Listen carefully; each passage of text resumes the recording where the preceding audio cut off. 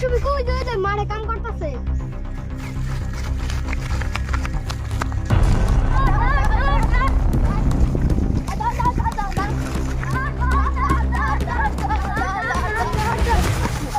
আমায় কি অবরোধ তোরে রাজা ধরে নিয়ে যাবার নাকি হুকুম করছে। চল চল চল চল চল চল। মহারাজ সবিককে ধরে নিয়ে এসেছি। তাহলে কি তুমি সবিক? হ্যাঁ মহারাজ আমি সবিক। হুজুর আমার কি অপরাধ? অন্যের ক্ষেতে ধান কাটা অপরাধ, তুমি এটা জানো না? না হুজুর আমার ক্ষেতে ধান আমি গাইছি। কি কি মহারাজের সামনে মিছা কথা? না মহারাজ একদম মিছা কথা কইতাছে। কি আমার সামনে মিছা কথা? রাজার সামনে মিথ্যা কথার বলার কি অপরাধ তোমরা জানো? না হুজুর আমি মিছা কথা কইনি। না হুজুর তুমি মিথ্যা কথা কইতাছে। চুপ! মন্ত্রী মশাই আদেশ করুন মহারাজ। এদের মধ্যে কে মিথ্যা কথা কইতাছে বের করো। তোমার ক্ষেতে যে ধান কাটছে এটার কি প্রমাণ আছে?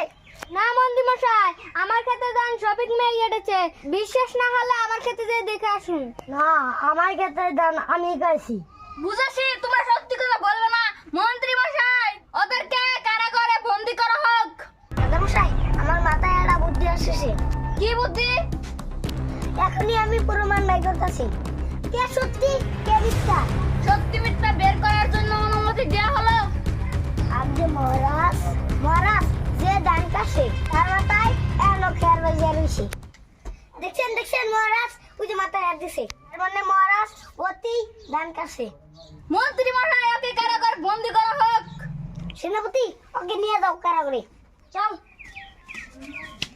মহারাজ আমার মাফ করে দিন। তোমাকে মাফ করা হবে না, তুমি বড় ভুল করে ফেলেছো। মহারাজ এরকম বলাই জীবনে করুন না। না না তোমাকে মাফ করা যাবে না, তুমি মিথ্যা কথার শাস্তি তোমাকে পেতেই হবে। মহারাজ আমার একটা বার সুযোগ দেন।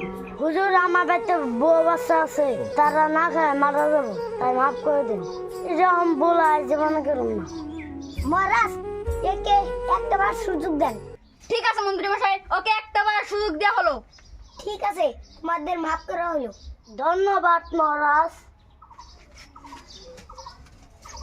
প্রিয় দর্শক আমাদের নতুন নতুন ভিডিও পাওয়ার জন্য গ্রাম চ্যানেলটা সাবস্ক্রাইব করুন।